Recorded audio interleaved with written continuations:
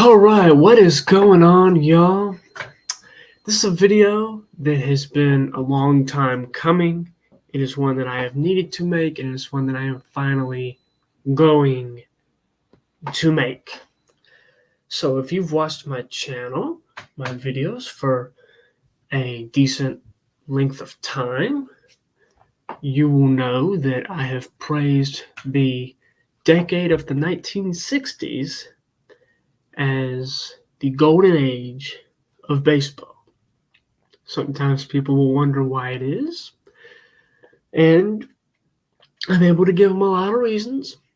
In fact, in the description of this video, I will put what I often tell people in the description. All right. But this slideshow that I have here is one that I started a few years ago, and I kind of add to it or change it from here and there whenever I think of something that I want to add or detract or simply improve. And so what this is called Traditional Baseball Game.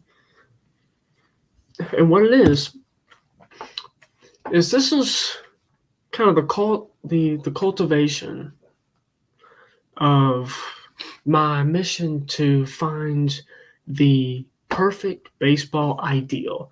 What the average person, not necessarily the average baseball fan, the average person, if you ask them, hey, draw baseball, what baseball looks like, what they would draw.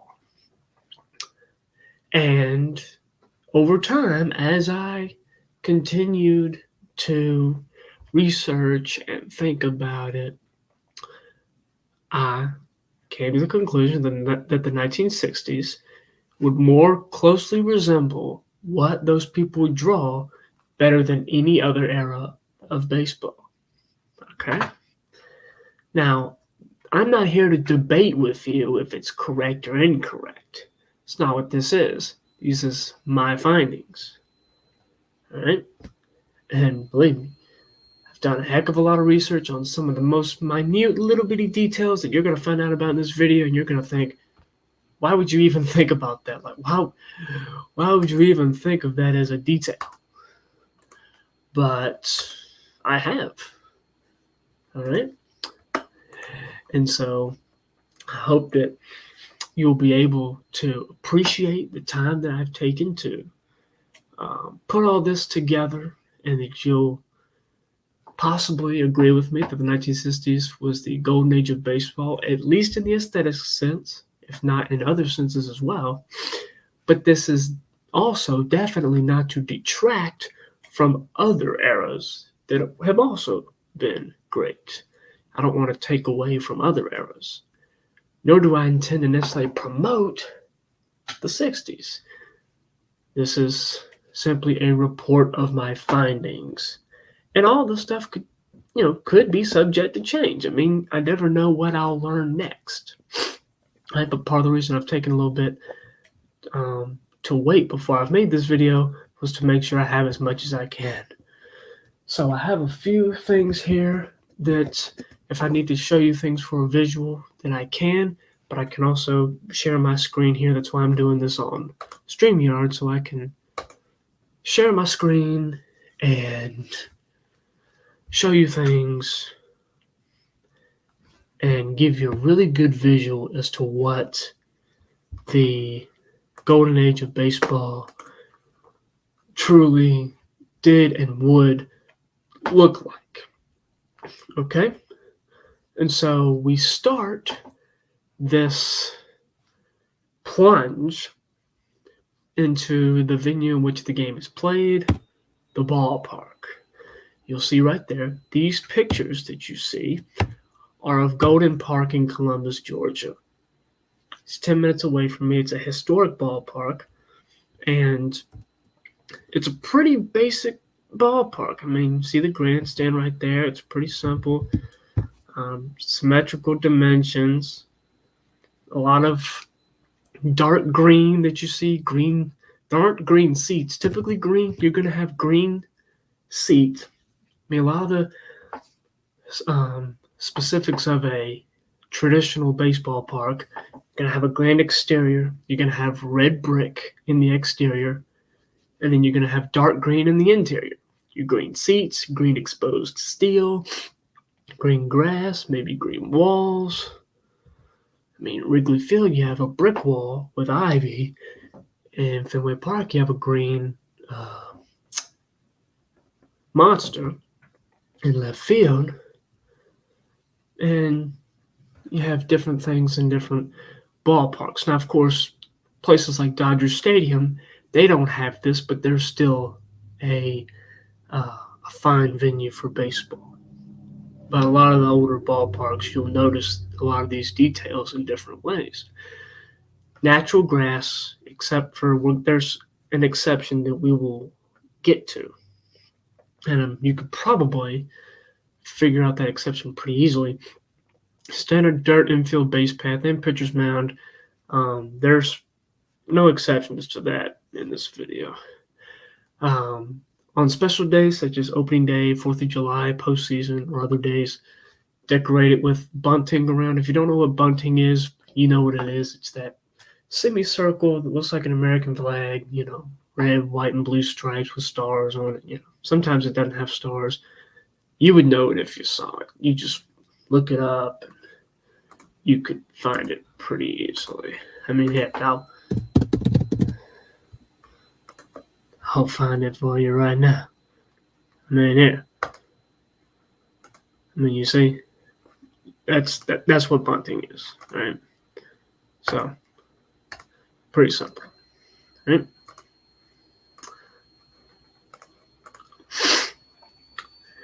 You have the clubhouse underground, which consists of your players' entrance, players' clubhouse, locker room, coach's office, and a separate manager's office.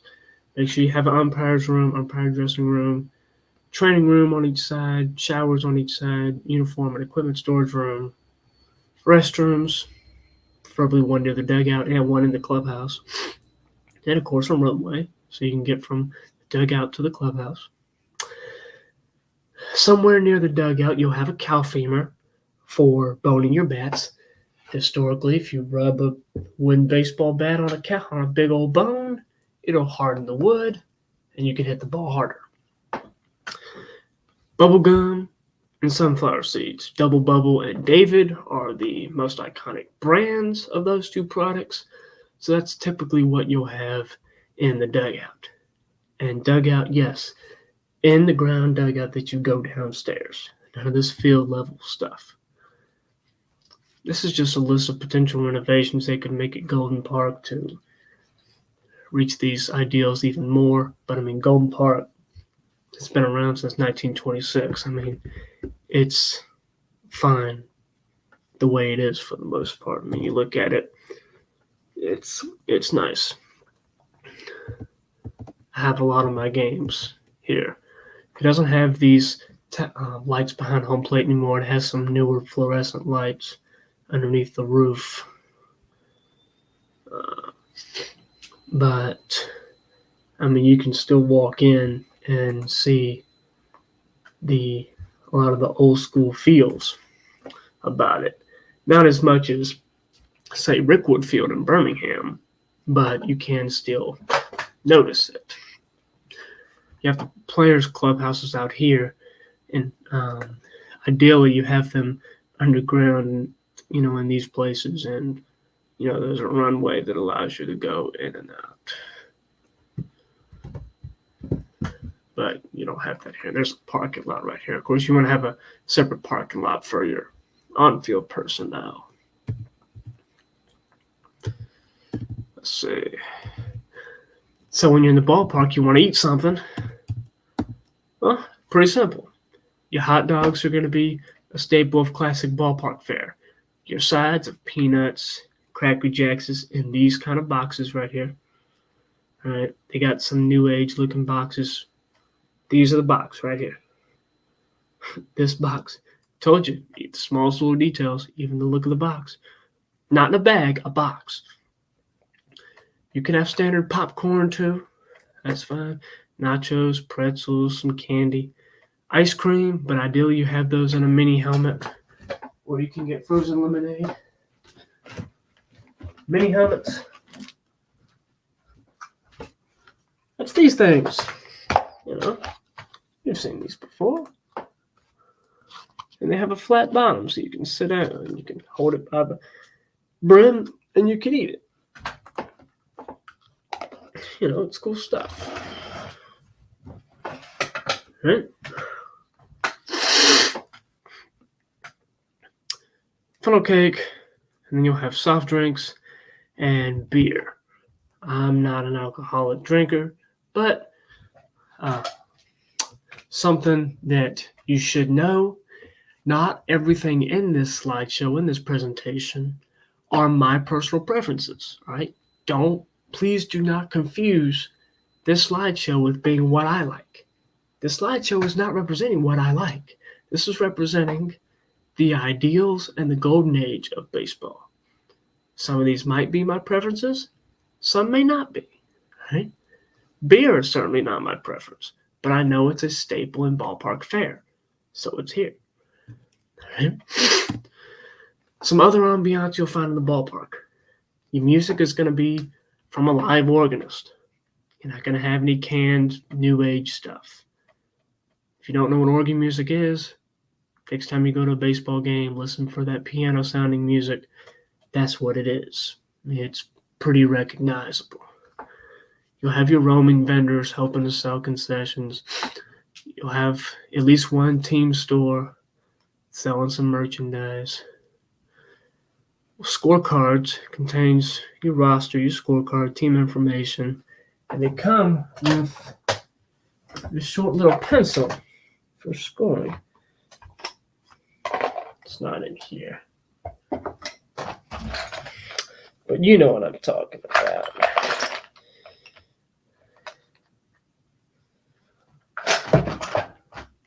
I'm talking about this thing. These short little pencils without an eraser on them. That's the kind of pencil you keep score with. All right. And there's a link right there to a scorecard. We're going to cover that in a second. Paper tickets for entry. As in these things. Not a barcode on your phone. Definitely not a barcode on your phone or something you print out at home. A paper, looking ticket. Not required, but you can have a ceremonial first pitch. Your pregame on the field, teams will show up. Your home team will take batting practice first. Then your road team. Then the home team will take their defensive practice, their infield, outfield. Then the road team will take it. And then you'll have the field preparation. You'll have the lineups. You'll have the plate meeting with the umpires. Ceremonial first pitch if you're going to have one of those. And then you'll have your first pitch. And we'll talk later in the slideshow about how most of the time you're going to have day games and they're going to start at 1 o'clock or at least around 1 o'clock. And so all this will take place before then. A good itinerary you can follow that I have here. 9 o'clock a.m., the home team will arrive at the ballpark, maybe the road team too. They'll get dressed, they'll warm up and stretch, throw, etc. 9:40, the home team will take batting practice. 10:25, the visiting team will take it. That gives each team 45 minutes. Yeah, 45 minutes for batting practice and for infield, outfield. 9:40, you'll have home batting practice. 10:25, visiting batting practice. 11:10, home, infield, outfield. 11:55 a.m., visiting infield, outfield. 12:40 p.m., field preparation. 12:55 p.m., lineups, plate meeting, ceremonial first pitch, etc. 1 o'clock p.m., first pitch. So, of course, you'll have the national anthem and the pregame warm-up tosses just before 1 o'clock. So that's a good itinerary right there. Now, as far as the scorecard goes, that's when we come to this thing right here. This is just a fake one that I designed using, you'll see Golden Park there in the background. Columbus Blue Sox. I just came up with a generic name for a baseball team. Baseball teams traditionally named after Sox. And so I decided to just use this name. You'll have a bunch of extra information, news and stories, how to keep score, place for autographs, the visiting team roster and schedule, visiting team scorecard, home team scorecard, home team roster and schedule, the league's pitching rosters, the league's umpire roster, information about the ballpark, extra information, and then the back cover. All right, and you'll see, just for the sake of the slideshow, Metropolis Red Sox, basic city name, and a basic team name. Again, baseball teams traditionally named after Sox. And so when we talk about the player uniforms here, these are the same examples that I'm going to use. See up there at the top, traditionally named after Sox. And I use red and blue because blue is often associated with number 1, red often associated with number 2, and everybody roots for the home team. People want the home team to be number 1. So again, for the sake of the presentation, these are the teams and the team names that I have as examples. Fabrics are going to be wool flannel, similar to what was used in the late 60s, reasonably tailored to the body. If you go look at players back in that time period, you'll see what I mean by reasonably tailored to the body. Home team in white, of course, and then you'll have the pinstripes logo on the left chest. Road team will be in gray with piping and the script name with a tail stitched across the chest in chain stitching. Chain stitching is what the St. Louis Cardinals use for their jerseys. Instead of just having a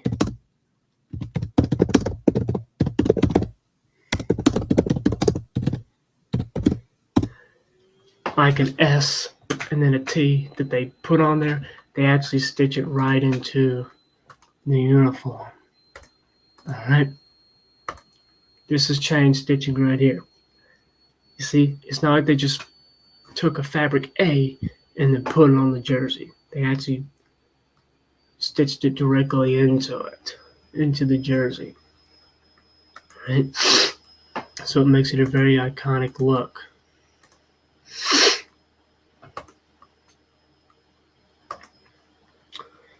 Right, and you'll see here, this combines the best of a lot of iconic baseball looks. You know, piping along the plaque and the sleeves, that's a baseball look. A script name with a tail, that's an iconic baseball look. Pinstripes, iconic baseball look. Logo on the chest, iconic baseball look. So you're combining all of those with both these uniforms, again, just for the example of the slideshow. Of course, you'll see with a lot of different teams, they have their different looks. The Mets have pinstripes and then the name across the chest and script, and that works. And then you'll have like the Tigers, they have piping and then the logo on the chest, and it looks good. So again, this isn't saying this is what the road uniform has to look like, what the home uniform has to look like. Just trying to combine all the elements so that we can see everything. In general rule, you want to have your cap and helmet, your undershirt sleeves of your shirt, and your stirrup socks all match with the same color. So in this case, they'd all be red on the road, all be blue at home. Your caps are going to be New Era, 5950 model, which is what they've used for quite a long time. Low profile wool cap with a green underbrim. I've got one right here. Excuse me. Just happens to be a Mets cap. You'll see a green underbrim right here. And smooth leather sweatband. You'll see white reading tape around there to make it easier for the stitcher to put the sweatband in there. plain black tape. That's what this black strip is. It's plain black. White tags. There's an asterisk right beside there. I'm going to get to some more of that later on. Curved brim, just reasonably curved. Doesn't have to be anything crazy. Just reasonably curved. Something like this is all you need. All right. So again, a lot of small, minute details there. But again, I've done a lot of research on this. Most people wouldn't look this far into it. Batting helmet, a glossy helmet, not matte, although some teams did do a process with their helmets to make it look more like a cap. But it wasn't matte. It just kind of roughed it up a little bit. Simple construction, one ear flap facing the pitcher. I have one of those in here.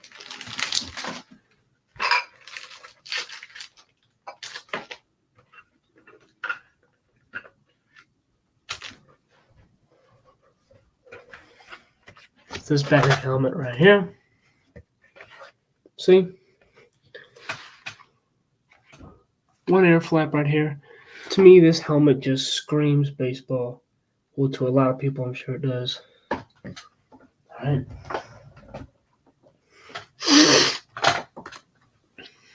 Simple construction, so no extra frills in the design, no vents or anything in the top. Just simple. That's all you need. And there's these holes in the top, but that's it. Very simple design. And I mentioned my shirt earlier. Traditional 3/4 sleeve cotton undershirt with your colored raglan sleeves, white body. Raglan sleeves. What that means is they start here at the shoulder. All right? And then you're going to have the curved saddle hem, which means it curves down here at the bottom. The jerseys are going to have it too. All right? Then we're going to get to the jersey. Grab that. All right? You see it's going to be full button. Pro style. Pro style buttons means there's a gap between the second and the third button, so there's room for the lettering. All right? Player number on the back, no name. You don't put a name on there so you can sell more scorecards. And you have set-in sleeves. All right? See? And set-in sleeves. See how this? It starts at the shoulder and goes down. Or it starts at the neck. My bad. See, it starts at the neck. This sleeve starts at the shoulder. It doesn't start at the neck. It starts at the shoulder. It creates a more boxed look. This creates more of a curved look. This is going to make your shoulders look more square. All right? Kind of like what you'd want out of a suit. All right? Although a suit has padding right here, the jersey does not. All right? Now, ideally, you see this fabric right here, how it doesn't line up? Ideally, this side of the jersey is on the inside, and you have, see on the inside it lines up. You see the stitching line right there. Ideally, what's inside is on the outside, but Ebbets Field flannels, for some reason, they don't do that. Right? But Mitchell and Ness does. So their jerseys turn out a little bit different. Number on the back. You see, you have pinstripes at an angle here instead of it going all the way down. That's because, ideally, this extra layer of fabric is inside. I hope you can understand what I mean. All right.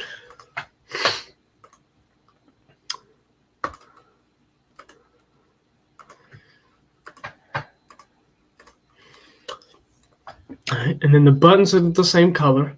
They're going to have 4 holes in them, not 2. Sometimes you'll see them that have 2 holes.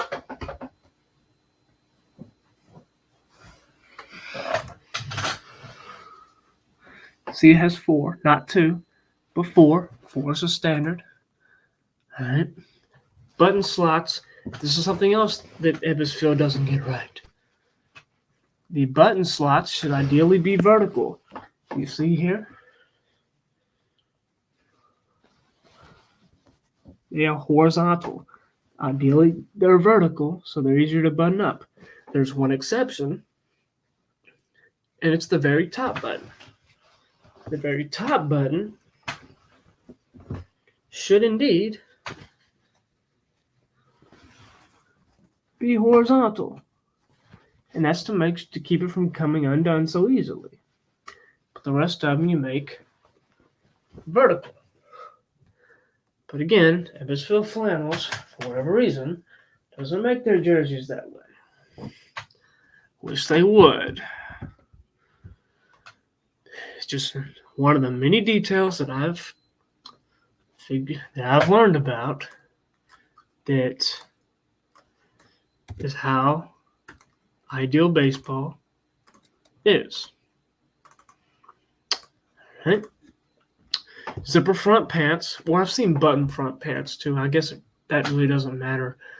One with a leather belt. You're not going to have belts with the elastic on. They're going to be full leather with the team color. You know. The pants will have elastic on the bottom of them. You've probably seen that before. Bloused at the hollow below the knee. Bloused. All right. This is how you get the pants to stay up and you get the look with the stirrup socks to be right.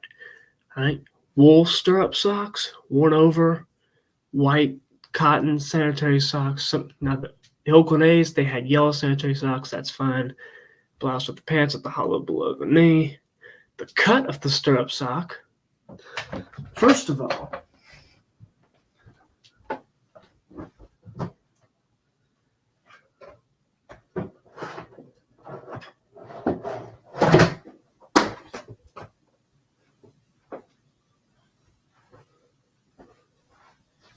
when you have a stirrup sock, you're going to have a portion that's going to be taller and a part's going to be shorter.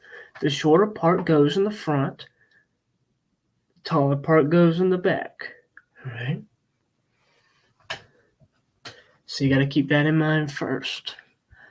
And the stirrup sock is going to extend halfway up your calf unless there are stripes.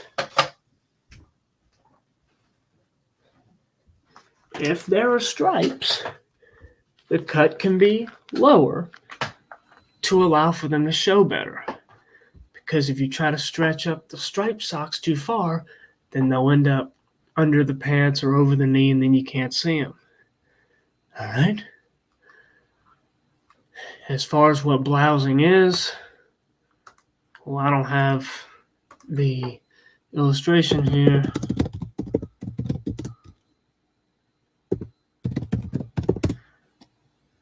But I can certainly show you right here. Because Sean Gilmartin, a pitcher, he did pitch for the Mets. That's why you see the Mets logos right here. He did it. All right? You'll have the pants, and you'll put your socks on. You put the pants on. They're going to be inside out. They're going to be right up to your knee. You roll the stirrup sock and then the sanitary sock over the elastic of the pants. It's going to secure the bottoms of the pants to the hollow below the knee, which is going to be the bottom of the strike zone. So it makes it easier for you to define your strike zone. You know, if it's the ball crosses where your pants are, swing at it. If it crosses where your socks are, don't. And then when you pull them back up, your pants will look very tidy. All right? And I'm not the only one who's covered that. You can find out more information about that from other sources as well. I know stirrup socks are probably my favorite baseball fashion piece. And then your shoes.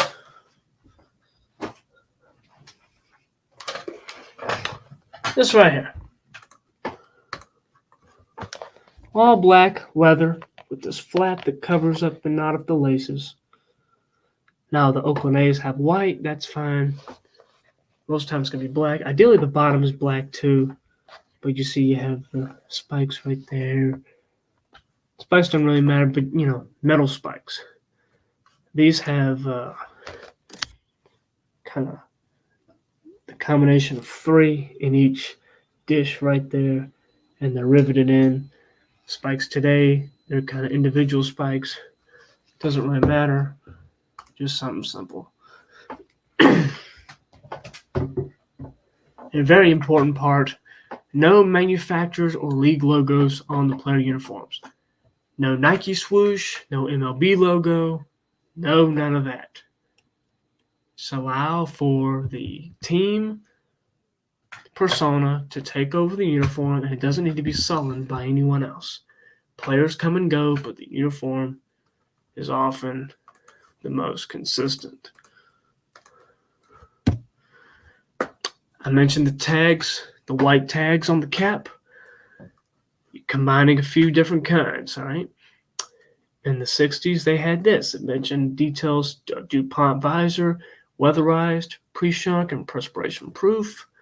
Over here in the 80s and 90s, the 5950s, the only cap worn on the field of play by every Major League Baseball player. 100% wool, dry clean only, made in the USA, and the cap size.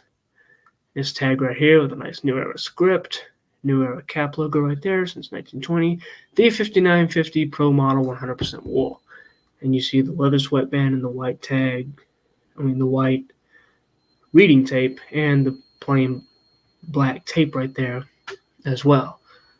So that right there is the perfect back inside of a cap. Now for the player's equipment, I already mentioned the shoes. So we'll go ahead and cover those first. All black leather, the tongue. You tie the laces under the flap. Mickey Mantle here, he tied them over the flap. Don't know why you do that. Kind of defeats the whole purpose of the flap. But, oh well. Well, why do the shoes got to have the flap on them? It's a baseball thing. A lot of the reasons why things are in this slideshow is because it's just a baseball thing. The baseball, official MLB baseball, made by Spalding. Okay? See the Spalding logo right there? Today they're made by Rawlings. Let Spalding have the baseball back. Rawlings already makes the gloves and a lot of the shoes too. All right. Real leather and red seams. You don't want fake leather because it doesn't work as well. It doesn't respond as well. MLB logo right there, and you'll have a lot of the details of the baseball down there with the MLB logo down there as well. Because, in today's baseballs, they have the MLB logo down there on the bottom. On the bottom of this Spalding baseball. Details right there. This ball isn't the same leather that MLB balls use, but then you'll have the MLB logo right in there. Example, if you ever look up a Rawlings Major League Specs ball, right, and you look at the bottom of it,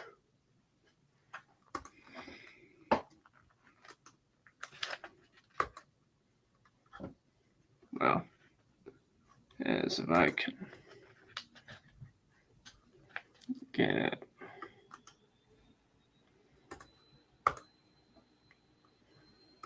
I don't know how well you can see it, but see it'll have the details right there, and it'll have the MLB logo. So cushioned cork center, 5 ounces, 9 inches, and genuine leather. All right. So you'll have all the details on the bottom of that baseball as well. Probably have a few more details than what that baseball said, than what that Major League Spec ball said. All right. Glove is going to be real tan leather. All right. It's a baseball thing, traditional baseball thing. Typically, you're going to have a Rawlings Heart of the Hide or Wilson A2000. Other brands have been permitted as well. Spalding has historically made baseball gloves. Today, there's all sorts. A lot of times, you're going to have light gray welting, right? I want you to look at these light gray lines right here. Wilson has dual welting. Rawlings here has single welting. That is known as split gray. Don't know why it's called split gray, it just is. And you have a conventional back, which means you have this large opening right here. Rawlings has a fast back, where it's just one little hole you can put your finger through. Right. This glove right here, you see inside here, triple action, deep well pocket, heart of the hide. Model number right there. This is a Mickey Mantle, former design. Educated heel patents. The only things that keep this from being the perfect glove are the wingtip right here, because you want a standard conventional back with the welting going all the way down. And these gills right here, and they tie up right there. You take those two aspects away, and this is the perfect baseball glove. And the leather smells fantastic. See inside, the leather inside is brown. Rawlings logos, the traditional Rawlings logos. All right. So a lot of the nice traditional engraving too is on this glove. This is a remake of Mickey Mantle's XPG6 model. So it was really cool. Right. So I wanted to show you that up close. And see this right here, this is the glove I just showed you. But then Wilson has some other things as well. Right? Same applies to first base mitts and catcher's mitts. Same details. Other player specs can be allowed, because players want to make sure they can perform the best they can with what they're comfortable with. But in general, this is what the ideal, what the standard is going to look like. Your bat. Natural colored ash wood. Right. Ash has long been the traditional bat. Ash is going endangered because of the ash borer insect, but Hillerich and Bradsby Louisville Slugger, and you see down there with the P72 model, they retired it and named it after Derek Jeter, so no one else can use it now, which is bullcrap, I think, but that's what they did. And then you can go Adirondack up here, have the oval logo right there, Powerized next to it, uncupped, which means here it doesn't go in. There's no indentation right there.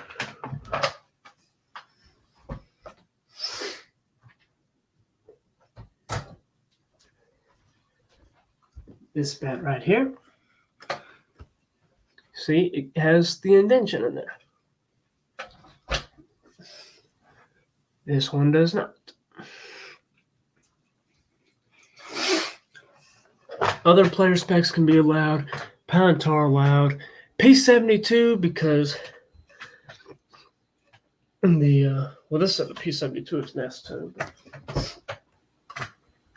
You have a gradual decline between the barrel and the handle. It's not like you have a real small handle and then a huge barrel.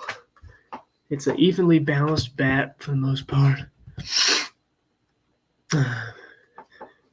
And the knob of the bat also looks good too, because as opposed to this kind of knob, which you see the handle flares up into it, and there's almost not a knob at all.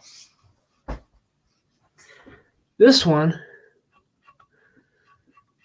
see, the knob is more pronounced right there because the handle doesn't flare into it, doesn't come and meet it.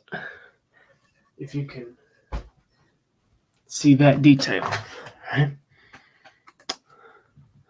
Again, I know there's a lot of real minute details, but this is what I do. I talked about the shoes already. Catcher's gear, right? Your two-piece mask. You're going to have the mask over the front, and then the team helmet without ear flaps facing backwards and you'll put it over that. Simple gray mask bars, and then typically tan padding. Here you see red right there. Typically tan, but you do what you can. And again, the same helmet that the base coaches and the players use. Well, the same helmets the base coaches use. Just take one of those, flip it backward, and there you go. Team color chest protector with a simple pattern. You see right here, it's just pretty much a grid pattern on there. None of these weird designs on there. Same thing with the shin guards. Simple straps. You see the strap of the chest protector just comes down. They meet at a leather point right there, and then it goes down, and then it meets with the strap right there. I don't have a chest protector with me, so I can't illustrate that really. And then maybe you can see right here, these straps, they just go straight across. And right here, same simple design on the shin guards as well, with a sort of double knee. A double knee at higher levels of baseball. So once you get into varsity high school and above, you'll have a double knee. All right.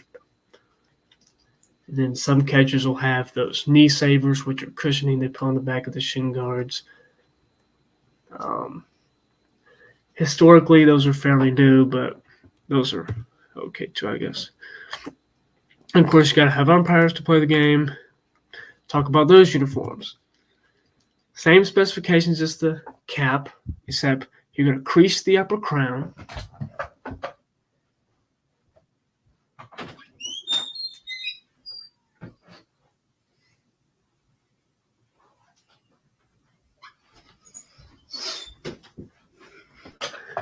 Crease looks like this.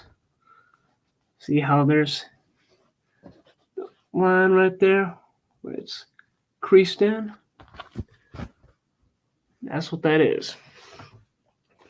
Why? It's a baseball thing.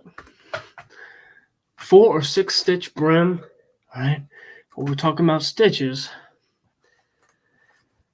All right, let's see this. 1, 2, 3, 4, 5, 6. This is a 6-stitch brim. Player caps are going to be 8 stitches. A lot of times you can get 6-stitch or 4 stitches an umpire. All right. So you get a 4-stitch or 6-stitch. Preferably 4 probably, but 6 is fine. All right. But other than that, you're going to have the same specifications as the player caps. I have a white cotton dress shirt. It can be short sleeve for warm games without the jacket, long sleeve for cooler games. Light blue if it's worn without the coat, so that you don't have a white shirt on, blending in with the white uniform of the home team, unless the road team is wearing light blue. Just try to not match the teams. Of course, you'll have a dark navy tie with a dark navy wool suit. You want to look good right here, as you can see. Black patent leather belt. Patent leather is just a really shiny leather, right? Patent leather shoes, you can see right there. They have a glossy sheen to them. League logo on the cap. League logo on the left chest of the shirt and the suit jacket. You don't see it there because he didn't have it, but these days you see the MLB logo right there. And no manufacturer's logos. You'll have the league logo, but no manufacturer's logos. Right. Umpire's equipment, you're not going to have any logos. But you'll see here, same kind of mask as the catcher does, but it's just going to be all black this time. All right. Chest protector, the outside chest protector. You see him with it right there in the 1965 World Series. Black shin guards under the pants. They don't have the toe protection because you have the plate shoes that do have the protection right there. Your metal indicator right there, that's what it looks like. I have one of those. I don't really use it because I'm not used to it, but I have it. A wooden plate brush. Umpires don't swing wooden baseball bats, but they can use a wooden brush. Other pieces need to run the game. Your ball bags, you're not going to use them if you're wearing the plate coat, which is the jacket that you see here. But if you're not using a pleat coat, then you'll have the ball bags that you'll carry the baseballs in, and your brush, indicator, things like that. Lineup card holder will go in the chest with your pen. If you are using the pleat coat, then the jackets on the pockets on the side of the jacket will hold the baseballs for you. No manufacturers or league logos on the umpire equipment. All right. And again, if y'all have any questions about any of this stuff, just let me know in the comments. I will gladly answer. Talking about the game itself. Springtime game. Baseball's a spring sport. It's warm toward the end of March, April, May, beginning of June. Standard traditional MLB rules with these right here. None of the new school catcher rules, Throw 4 balls for the intentional walk. No video review or extra activities, 20 innings, or advertisements, things like that. Just traditional stuff. The organ music playing between innings. Just a classic mindless atmosphere. The MLB season. 162 games, predominantly day games, as I mentioned, 1 p.m. start times. Each team would play a home and a road series against every team in the same league. You could possibly end spring training with an interleague game. You have a rivalry exhibition game, interleague game in June. It wouldn't count, it'd just be an exhibition. And some of these interleague rivals could be Astros versus Rangers, Yankees versus the Mets or the Dodgers, Reds versus Indians, Cubs versus White Sox, A's versus Giants, Sun Sox versus Tarpons, etc. Sun Sox and Tarpons, you may think, oh, they weren't MLB teams in the 60s. Hold on, we're going to get there when we get to the league's organizations. Right?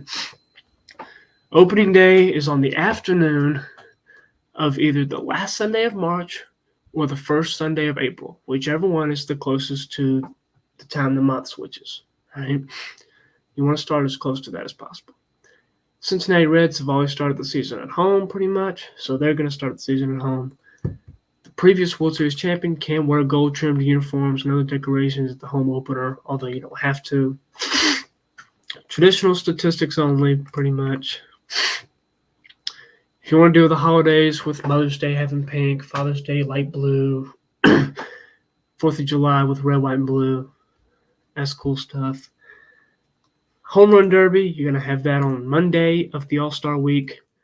You're going to do them like other Home Run Derbies have been in the past. 3 outs per round, and you play 9 innings. If it's not a home run, it's an out. And you get 3 outs, and the 2 players compete. All right? New age fans probably wouldn't be able to understand that, but those of us who know.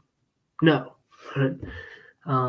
I'd encourage you to look it up on YouTube. You can find them in those old home run derbies where you get 3 outs and you hit as many home runs as you can in 9 innings. And it's, essentially like a game. But if it's not a home run, it's an out. It's pretty simple. The All-Star game is the day after. And I've seen red, white, and blue foul lines before in the All-Star game. 1965, that was pretty cool. So you can have other decor in decent moderation on the uniforms too. The regular season ends in September, period. Preferably the last Sunday of September. But it is better to start the season earlier in March so that you don't end in October. October baseball is only for postseason. You do not play regular season games in October. September 30th is the last day you can play regular season games, period. You do not play regular season in October. October is postseason only, period. You take the division winners. Again, we're going to get to the divisional alignments in a little bit. They're seeded 1 through 4 by record. A 5-game division series. So National League Division Series, American League Division Series, 1 versus 4, 2 versus 3. Same thing in the League Championship Series. And then you'll have your traditional 7-game World Series. Yes, we're going back to a 5-game League Championship Series. Right? Postseason and World Series designations permitted. And the World Series ends in October. Halloween is the last day you can play baseball, preferably before Halloween, so that, you can take the kids out trick-or-treating and celebrate Halloween if you want to, and the season's over. But definitely in November, no more baseball. Period. All right? That's it. That's it. Now let's get to the structure of the teams and MLB's divisions and their minor league affiliates. I know a lot of these teams, they didn't exist back then in the 60s. Oh, they weren't in this division. They weren't in that division. Once again, ideals from different eras of baseball to create the ultimate ideal. Right? The way it could have been. And remember, the NFL was expanding faster than Major League Baseball. This is not too far-fetched considering that baseball was just slow in its expansion. So, you could have had some of the stuff be closer to this than the way it actually was. But anyway, your blue is going to be the North Division, red is going to be the South Division, green is going to be the West Division, yellow is going to be the East Division. So, for example, National League South, you're going to have the Atlanta Braves, AAA affiliate Richmond Braves, AA affiliate Savannah Braves, single A affiliate Lexington Braves, Cincinnati Reds, AAA affiliate Indianapolis Indians, AA affiliate Nashville Vols, single A affiliate Topeka Owls, Denver Bears, we're bringing them up to the big league level because they were a minor league team. Now they're going to be a big league team. Colorado Springs Sky Sox, AAA affiliate, AA affiliate Raleigh Capitals, single A affiliate Salem Rebels, and the Houston Astros, back in the National League where they belong, AAA affiliate Oklahoma City 89ers, AA affiliate San Antonio Missions, and single A affiliate Durham Bulls. I chose the minor league teams just by trying to give every team a AAA, a AA, and a single A team. They could have more, but I wanted to give them at least this historical accuracy. I just want to make sure, these teams were these parent clubs affiliates for at least a little bit. So I tried to, it was painstaking at times, but I'm glad I finally was able to get it done. The Arizona Diamondbacks, we are going to have them around. AAA affiliate Tucson Toros, AA affiliate Jackson Generals, single A affiliate Lancaster Jethawks, Los Angeles Dodgers, AAA affiliate Spokane Indians, AA affiliate Albuquerque Dukes, single A affiliate Great Falls Electrics. San Diego Padres, AAA affiliate Salt Lake City Bees, AA affiliate Alexandria Aces, single A affiliate Key West Padres, and San Francisco Giants, AAA affiliate Fresno Grizzlies, AA affiliate Amarillo Gold Sox, single A affiliate Bakersfield Blaze. All right. And of course, some of these minor league teams weren't necessarily around at the time, but again, how to bring out more big league teams. I would have just stuck with the divisions they had in 1969, but I wanted to give Milwaukee a team, so then I had to give, and Milwaukee was in the American League, so then I had to give the National League another team, but then there were other cities that were more deserving.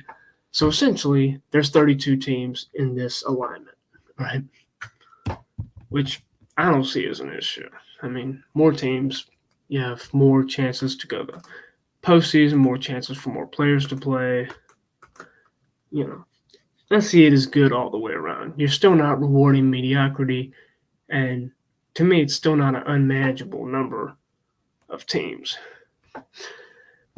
The National League East, the Charlotte Hornets, that's the one team here that's completely brand new. It hasn't had an MLB team in all of its history, but the Charlotte Hornets, they were a minor league team. We're bringing them up to the big league level.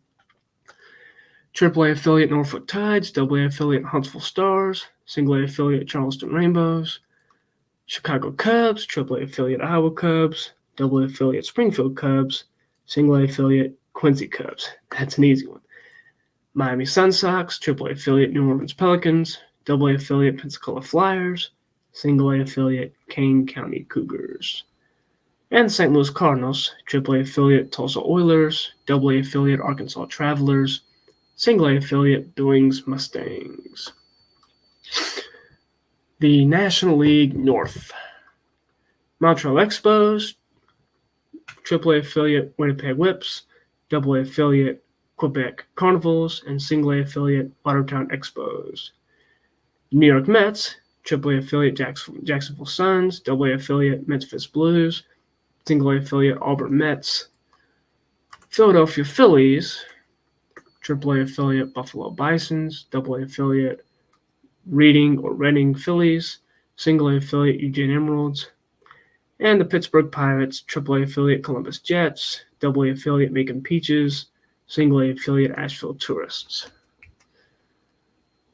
Maybe I could have like a quiz one day, and you have to try to memorize which minor league teams were which level for which team. Maybe you fill in the blank, or I say, hey, which team was this for this team? I don't know. Let's go to the American League. American League North. Got the Chicago White Sox, AAA affiliate Evansville Triplets, AA affiliate Shreveport Sports, Single A affiliate Lynchburg White Sox. The Milwaukee Brewers, AAA affiliate Sacramento Saloons, AA affiliate Austin Senators, Single A affiliate Cedar Rapids Red Raiders. Minnesota Twins, Fargo Moorhead Twins AAA, AA Orlando Twins, and Single A Fort Myers Miracle. And the Seattle Pilots, AAA Vancouver Mounties, AA affiliate Tacoma Rainiers, and the Single A Newark Co-Pilots. American League West, Kansas City Royals, AAA Omaha Royals, AA Wichita Arrows, and Single A Waterloo Hawks. The Los Angeles Angels, AAA Hawaii Islanders, AA El Paso Sun Kings, and Single A San Jose Bees. The Oakland A's, AAA Ottawa Lynx, AA Birmingham Barons, Single A Burlington Bees, and the Texas Rangers, AAA Round Rock Express, AA Fort Worth Spurs, Single A High Desert Mavericks. Having more minor league teams also gives more players chances to play, creates more jobs, more teams, more people are able to enjoy it. Helps out the economy, and it helps baseball. Again, I see all this stuff as a win. And I guess I could go through, later on, I'm going to go through every MLB team and go through their ideal ballpark and uniforms. I could do that for the minor leagues as well, but there's just way too many teams, and that stuff's way harder to find. So I'm probably not going to do that. All right. The American League East, Baltimore Orioles, AAA Rochester Red Wings, AA Elmira Pioneers, and Single A Aberdeen Pheasants. Boston Red Sox, AAA Pawtucket Red Sox, AA Pittsfield Red Sox, and Single A Winston-Salem Dash. New York Yankees, AAA Syracuse Chiefs, AA Columbus Confederate Yankees, 10 minutes away from where I live, and the Single A Greensboro Patriots. And the Toronto Blue Jays, AAA Las Vegas 51s. Actually, I should probably change Las Vegas to the Wranglers, because that was the team. 51s is more of a new age name. So, and then the Wranglers was a team that was around for a little bit. So I'm actually going to change that.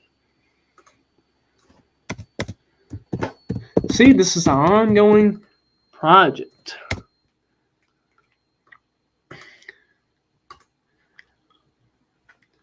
There we go. Because I did more research when I found out the Oakland A's were moving to Las Vegas, and I found out about the Las Vegas Wranglers. So the Toronto Blue Jays, AAA Las Vegas Wranglers, AA Calgary Cannons, and the Single A Lansing Lugnuts. So you got teams in Canada too, Major League and Minor League. Last division, the American League South. Cleveland Indians, AAA Portland Beavers, AA Mobile Bears, Single A Reno Silver Sox. Detroit Tigers, AAA Toledo Mud Hens, AA Montgomery Rebels, Single A Knoxville Smokies. The Tampa Tarpons, that we're bringing them up to the big leagues. They have the Tampa Bay Rays now, but the Tampa Tarpons, they had a minor league team, and we're going to have them be the big league team now. Find out more about them toward the end. AAA Tallahassee Capitals, AA Bowling Green Hot Rods, A Jupiter Hammerheads, and the Washington Senators, AAA affiliate Louisville Colonels, AA affiliate Chattanooga Lookouts, and the A affiliate Salisbury Senators. Now let's get into some of those minor leagues. I didn't do any of the A, I just did the AAA and AA. So the International League, West, Indianapolis Indians, Winnipeg Whips, Columbus Jets, Evansville Triplets, Rochester Red Wings, Toledo Mud Hens, Louisville Colonels, New Orleans Pelicans. AAA International League, East, Richmond Braves, Norfolk Tides, Ottawa Lynx, Jacksonville Suns, Buffalo Bisons, Tallahassee Capitals, Syracuse Chiefs, and Pawtucket Red Sox. Again, this isn't necessarily historically accurate, but in a lot of ways it either is or was, and aligns well with combining everything for an ideal baseball experience. In the 60s, this would have worked out just fine. The Pacific Coast League, the West, Tucson Toros, Spokane Indians, Fresno Grizzlies, Sacramento Saloons, Vancouver Mounties, Hawaii Islanders, Las Vegas 51s, and the Portland Beavers. The East, Colorado Springs Sky Sox, Oklahoma City 89ers, Salt Lake City Bees, Tulsa Oilers, Fargo Moorhead Twins, Omaha Royals, Iowa Cubs, and Round Rock Express. And you see up there, there's an older logo and a newer logo, older logo, and a newer logo. So you can kind of pick or morph between the two. AA, Southern League, the teams that I'm closest to. The North Division, the Nashville Vols, Jackson Generals, Huntsville Stars, Memphis Blues, Chattanooga Lookouts, and Birmingham Barons. In the South Division, Savannah Braves, Pensacola Flyers, Macon Peaches, Columbus Confederate Yankees, Mobile Bears, and Montgomery Rebels. The Eastern League, the North, Calgary Cannons, Quebec Carnivals, or Carnivals, not sure. Elmira Pioneers and the Pittsfield Red Sox. And in the South, again, got two different logos right there. You can choose. South Division, got the Orlando Twins, Bowling Green Hot Rods, Raleigh Capitals, and Reading Phillies. And the AA Texas League. I just found one right there. North Division, Springfield Cubs, Tacoma Rainiers, Wichita Arrows, Alexandria Aces, Amarillo Gold Sox, Arkansas Travelers. South Division, San Antonio Missions, Albuquerque Dukes, Austin Senators, Shreveport Sports, El Paso Sun Kings, and the Fort Worth Spurs. I'm sure you could have read all that stuff on your own, but I decided, why not go ahead and guide you through it. The ideal baseball card, the 1965 style, is just about perfect, with a few exceptions. The trim that you see right here that's in purple, it should be the primary team color. So in this case for the Twins, it would be navy blue instead of purple. For the Astros, it would be orange. For the Reds, it would be red. For the A's, it would be green, so on and so forth. If you look at 1965, for some reason they didn't match up the colors. I don't know why, but because we have the chance to now, we're going to make history right. Trim is in the primary team color. The pennant would be the secondary logo. So in this case, for the Twins, it would be red. For the Astros, it would be navy blue. For the Reds, it would be, I guess, either red or white. For the A's, it would be yellow, etc.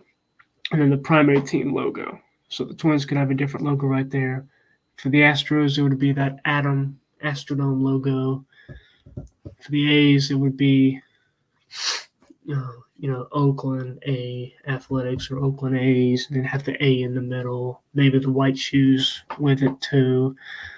You'll see a lot of the logos here in just a second, up in the upper right-hand corner of the screen. All right? But then you'll have a good look at the player, at the position, the name, and then something I actually didn't cover. And I will get out of the screen for now. And I'll show it to you. But the backs of the cards. Right. First of all, I'm going to show you. Like, this is a Pirates one. Like, why is the trim pink? It should be black, and then with a yellow pennant and a different Pirates logo right there. I mean, that's not the Pirates logo. I mean, it's a pirate, but it's not their logo. The back, it would have this blue color, because again, earlier, blue is, considered, number one. It's the nice color that everybody likes. But it would have the same layout as the 1969 cards. With the exception, you see the baseball, like, stitching trim right there that you see on the baseball right there. The stitching right there.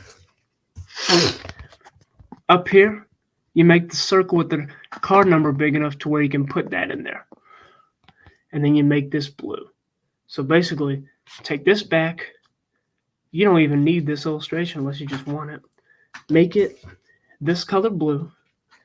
And then add this stitching that you see right there into that baseball right there, because that tops thing right there is really cool. All right. So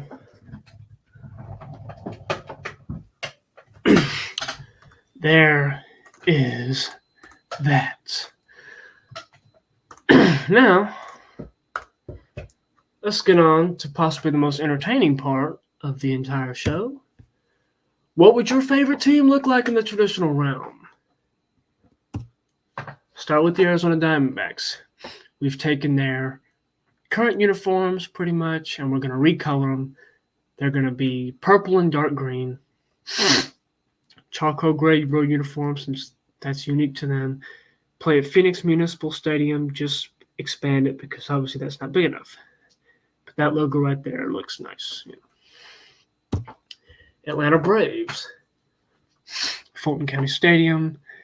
You got to have the thick red and blue piping. I mean, you just got to have it. The tomahawk right there. If you want to have the tomahawk be the navy blue black, or if you want to have it be red, doesn't matter. Just make sure you have it. The Braves pretty well look like this today. Just, again, the front number, again, indifferent. You can take it or leave it. Just make sure the stripes on the socks show, no name on the back, no manufacturers or league logos, and you'll be fine.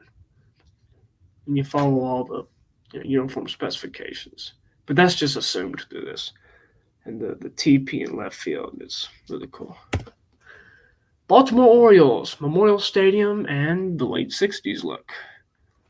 That's a pretty simple one. Red Sox is also simple. 1967, where you still had the red piping on the Red Sox uniforms, because in 68 and 69, they didn't have any piping. But these days, they only have piping on the placket.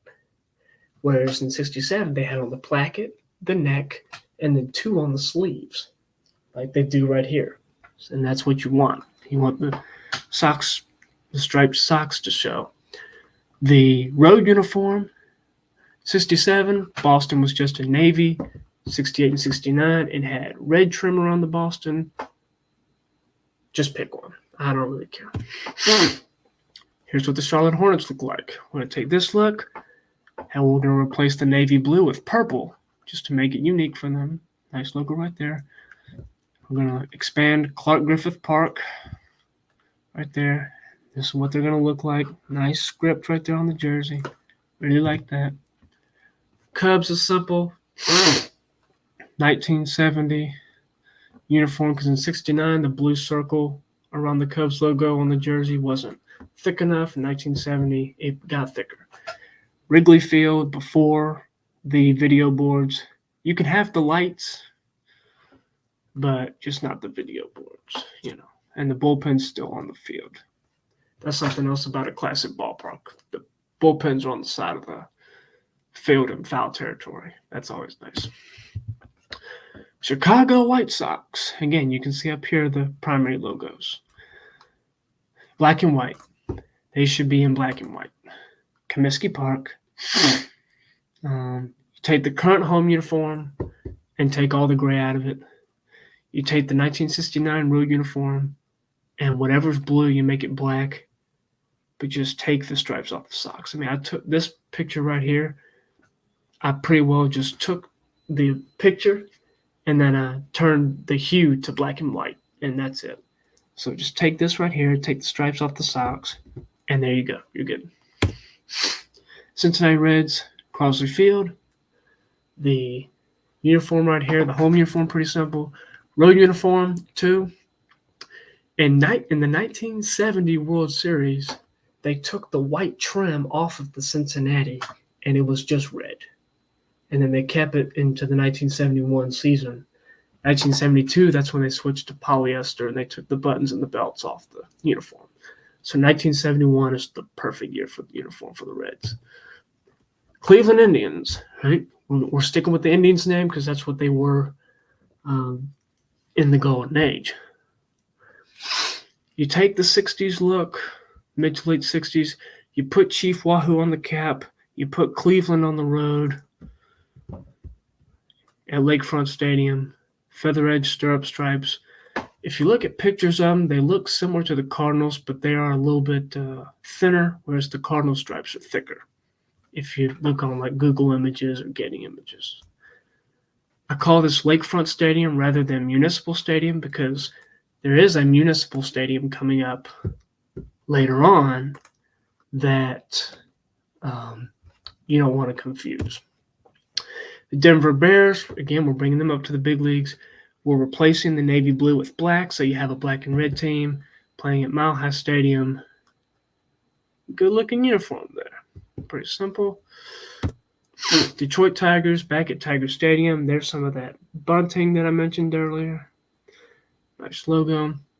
Home uniform is simple. Everybody knows it. Road uniform. Orange sock stripes with the white feather edge. Detroit here. Navy, but you're going to add the orange around it. Orange cap logo. You can have the white trim around it if you want to, but you don't really have to. What's optional, you can add 3 white stripes to the home socks, but you don't have to, But the Tigers need to have stripes on the socks, at least on the road, because, they're Tigers. It just makes sense. Houston Astros, I've talked about this before. They're playing the Astrodome. There's that Atom logo right there. The one year that the Astros played in the wool uniforms with buttons and belts, with orange as the predominant color, with the shooting star. And you see the star, the Navy star right there on the road sock, but not on the home sock. But you will still have it at home.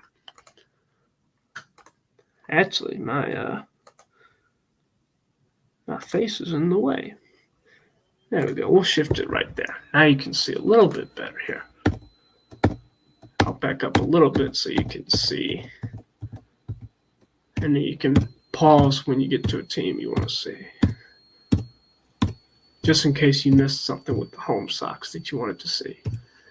Kansas City Royals. This is the Municipal Stadium you don't want to confuse Cleveland with.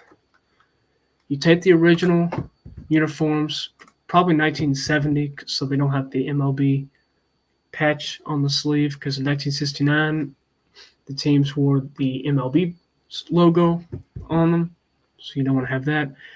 If you want to take the road uniform and make it powder blue instead of gray, that'd be great, but you don't have to.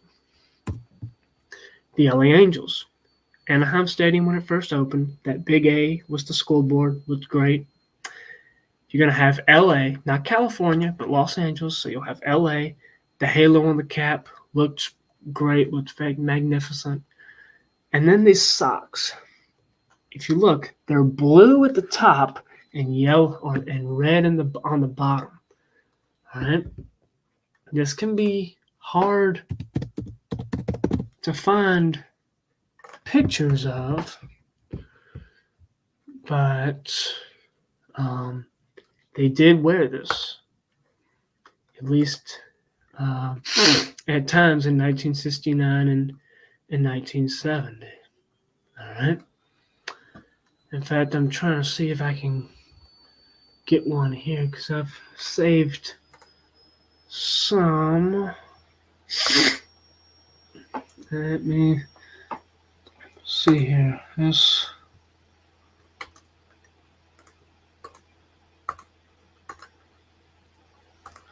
See, there's one right there. See, there's Navy right there, red right there. All right. That's on Joe Askew. He was an Indian, but oh well. Yeah, there's a picture of like Hoyt Wilhelm helm with those socks too. And for all I know, there's more here. But I know I don't want to spend too long on one particular team. I knew this video was going to be long as it was. I mean, we're already an hour and 15 minutes in. Here's one. This isn't the Hoyt Wilhelm picture I was talking about, but there he is. And you see Navy up there, red right there with the socks. It says Angels right there on the road uniform. Should say Los Angeles, but that was when they were California. So just disregard that and look at the socks. All right. Dodgers, simple. I mean, you're gonna have the 60s uniforms without the piping on the road, and you're gonna have Dodger Stadium at the time. The Miami Sun Sox, we're not gonna have the Marlins. We're going to have the Sun Sox. If you want to have the Marlins, that's fine. But you're gonna have, regardless of what name, you're gonna have teal and orange color scheme, and let them play in the Orange Bowl. Miami Stadium was too small, and of course, the ballpark they play in today is too modern. The one they played in before then was okay. This looked a little bit like Memorial Stadium in Baltimore. I think they could have played well here. I know it's a football layout right now, but I think it did host a baseball game at one point, at least once. So that would have been cool. The New Orleans Superdome, I mean, it hosted baseball before, so it could host the New Orleans Pelicans minor league team, at least on occasion. Milwaukee Brewers, take this uniform. What's royal blue, you're going to make it navy blue, and you're going to play in County Stadium. And so you're going to have the Brewers and the Pilots. And you're going to take these sleeve and pant stripes, and you're going to make them thinner so they're not so big, so weird. Minnesota Twins, okay. Metropolitan Stadium, as you see. The home uniform is good right here, but you're going to put the TC logo that you saw right there, and you're going to put it on the side of the stirrup socks. That's the first order of business. Second of all, you're going to take this logo up here, this Minnesota Twins with the tail right there, and you're going to make it navy and outline it in red, and you're going to put it on the road uniform right there. All right. If you want to put blue, red, blue piping on the sleeve, the neck, and the pants, you can do that. If you want to replace the red with green, you can do that, but you don't have to. It's the TC logo on the stirrup socks and the Minnesota script on the road uniform. Because something I didn't emphasize enough with the uniforms. At home, you have your team name, or you can have just a logo or letter on the left chest. On the road, city name. You put where you're from. You don't put your team name. Unless it's like Angels, because Angels, Angelas, it's only one letter away. I mean, you take away that E right there, and it's still Angels. So maybe it's close enough, City of Angels, even though they're in Anaheim. But whatever. Just be safe. Put where you're from on the road uniform. Montreal Expos, same thing. Just put Montreal under there on the powder blue road uniform, and you're good. Looking good in Jerry Park in Montreal. Or Parc Jerry. New York Mets, they played at the Polo Grounds for their first 2 seasons. We're going to put them back in there with their 1960s uniforms. With the uniform number right there on the front. They did not have those when they played in Polo Grounds. At least at one point they didn't. I can take or leave the front number. Doesn't really matter to me. Yankees, pretty simple.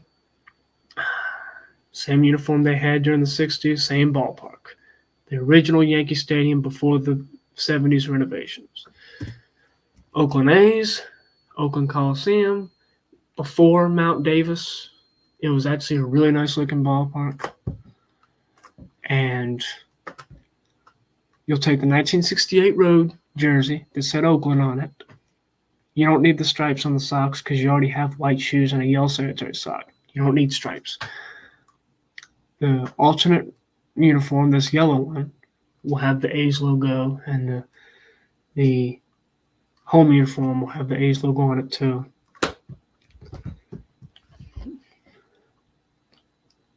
And it'll look good. This gray uniform is actually considered like green mist or something, because if you look at a lot of gray baseball uniforms, they kind of have a blue tint to them. Well, the A's had a green tint. So that's kind of a cool, unique thing that they did. And a nice Oakland A's logo right there. Yes, we're assuming they're still in Oakland for this presentation. Philadelphia Phillies. Put Philadelphia on the road uniform and put the Liberty Bell on the stirrup socks. They've had it before. Put it on there in blue. Playing at Shibe Park. And you can look it up online. The Phillies have had the Liberty Bell on their socks before.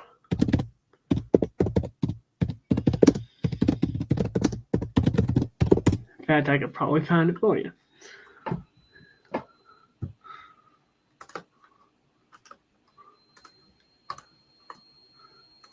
I mean, you can hardly see it, but it's there.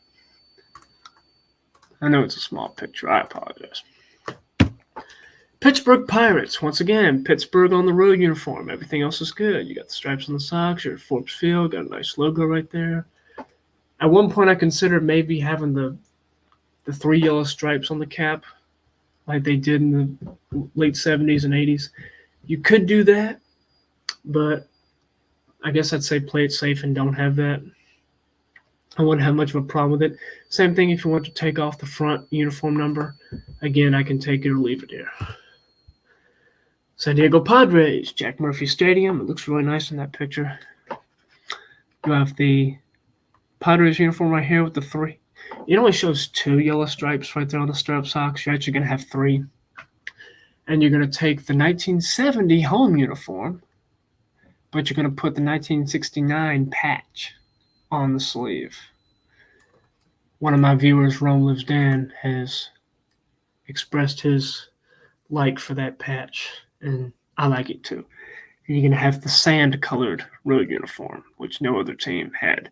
And in 1970, that's when they had yellow and brown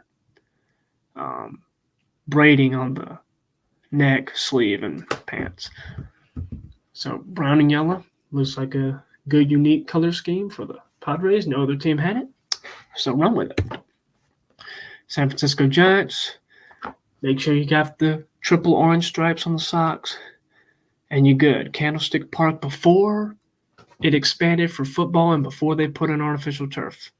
So from 1960 to 1969, pretty much.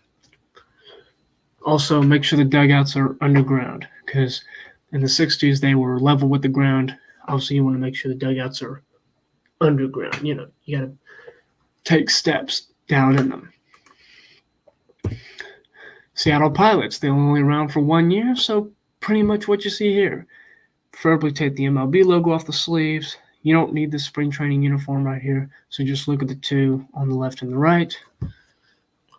And there you go! Those caps are great. And the 4 yellow stripes on the socks. Not 3, but 4. Very interesting. St. Louis Cardinals, going back to the original Busch Stadium, what most people call Sportsmans Park, and put St. Louis on the road jersey. I couldn't edit it to make it say St. Louis, but make sure you have that. and the iconic St. Louis Cardinals Sox stripes. Yep, definitely got to have those.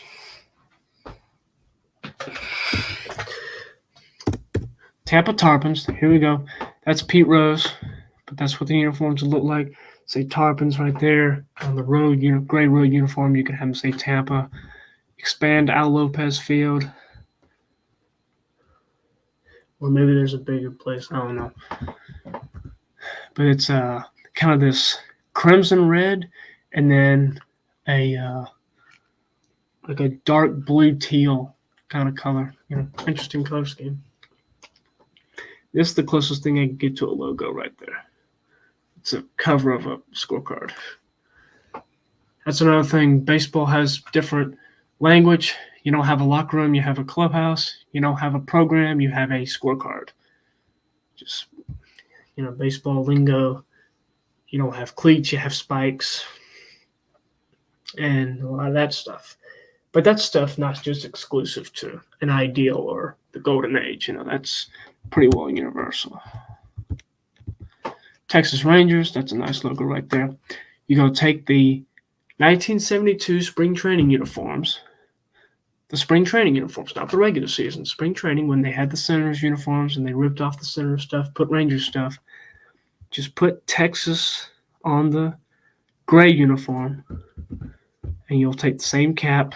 You have plain white and gray pants, and there you go. You'll play at the ballpark in Arlington that they moved out of a few years ago because the outside of it looks fantastic.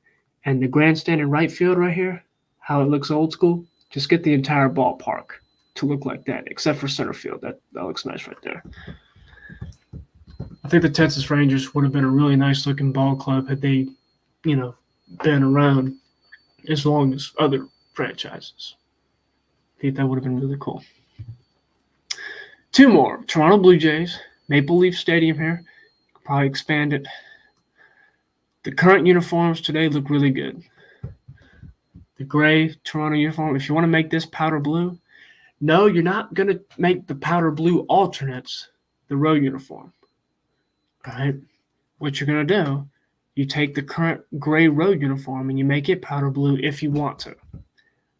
But if you want to keep it gray, that's fine too. Last but certainly not least, the Washington Senators. Go back to Griffith Stadium in the nation's capital. 1968, you want to put Washington on the road uniform, of course. You're going to have red as the primary color, not navy blue. Feather edge stripes on the stirrup socks. That's great. A small detail, I don't know if you can see it, but there are navy pinstripes on the Senators uniform. And that's a vital thing. Senators would be the only team here to have pinstripes and stripes on the socks. All right? But obviously you want the Senators to have a patriotic look. I think this is a perfect way to do it.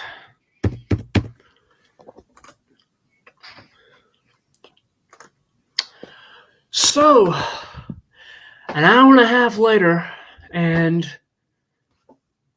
I have given you this entire spill on what my research has taken me into what the ideal baseball setting is and why the 1960s is the golden age of baseball.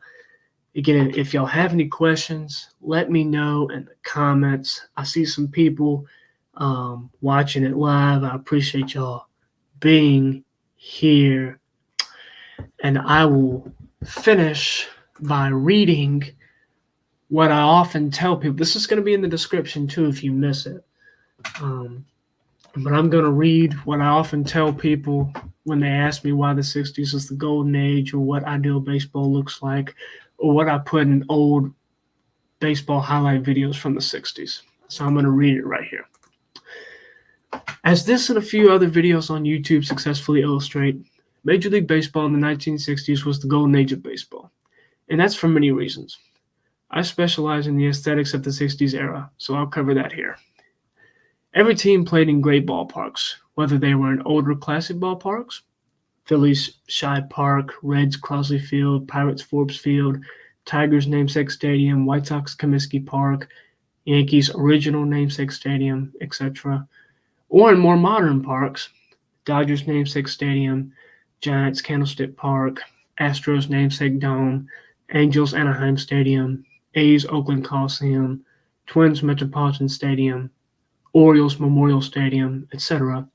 They were all great, with the exception of the Cardinals and Senators, who I think were aesthetically better in the original Busch Stadium, or Sportsmans Park, and Griffith Park, respectively. The dugouts and clubhouses were designed and built to serve the very purpose of a simple area for the players to be in, not virtual apartments like today. The overall look of green seats and steel, simple grandstand construction, and on special occasions, red, white, and blue bunting made for a timeless atmosphere that anyone can appreciate. The players also dressed very well. As a comment on a UniWatch post says, the jersey and pants are trim but not tight. Button-down jerseys with short sleeves and true vests reign supreme. The stirrup socks were the most ideal proportion of stirrup to sanitary sock, allowing for plenty of white, or yellow in the A's case, while still giving enough space for colorful and creative stripes. It was pre-double knit, so every jersey was soft flannel, but you still had an injection of powder blue roads. The cap is not quite the exaggerated high peak, but it isn't formless either, with green underbrims for reduced glare, because the grass is green too, and leather sweatbands with white reading. No matter what style a team happened to wear, it was almost guaranteed to look like baseball. Teams with classic designs, Yankees, Cubs, Dodgers, Red Sox, Cardinals, etc., and those who experimented with their looks, A's, Pilots, White Sox, Expos, Padres, etc., all looked very elegant, particularly because button-front jerseys and belted pants were still in vogue, giving off a classic, formal vibe, going with the notion of baseball being a gentleman's game.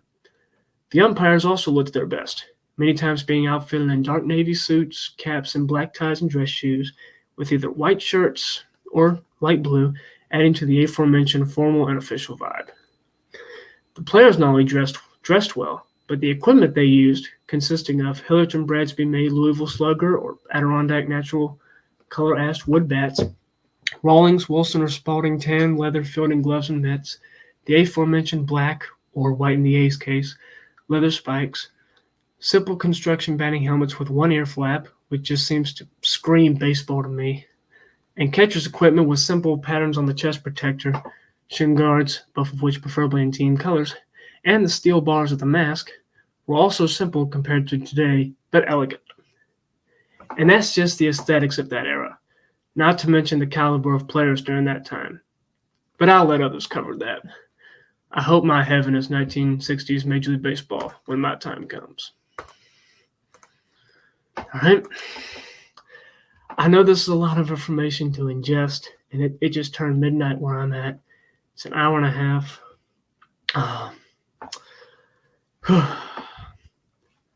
I do my research. I know what I'm talking about. So I hope that y'all enjoyed it, because, this took a heck of a lot of time to make, and I'm still editing it every now and then. Heck, I edited something during the slideshow today. So, if you're catching this in the middle of it, please go back to the beginning and watch the entire thing. I know it's long, but I think you'll really enjoy it. Even if you're not a fan of old baseball, I think you'll still be able to appreciate it. I don't want to miss anything. Again, any questions, comments, or concerns, please leave them in the comments, and I will gladly answer them for you. So, I can now rest my case on why the 1960s is the golden age of baseball and what the ideal baseball setting is. And once again, I remind you, the things that I covered in today's video are not necessarily my personal preferences. A lot of them are not. But they are simply the ideal, the universal ideal for baseball. Thank you very much, and have a great night.